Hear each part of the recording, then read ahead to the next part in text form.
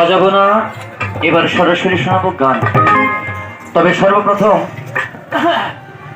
আমার আপামনিরা গান করলে তো আপনাদের অনেক ভালো লাগে, এটা আমিও জানি। তা আমার আপামনিরা গান করলে আমি আবার যদি চান্স না পাই, যার কারণে মুরব্বী মানুষ বিপদে থাকবো, আমি একটা গান আগে ভাগে গাইয়ে নিব, তারপর আমার আপামনিদের কণ্ঠে আপনারা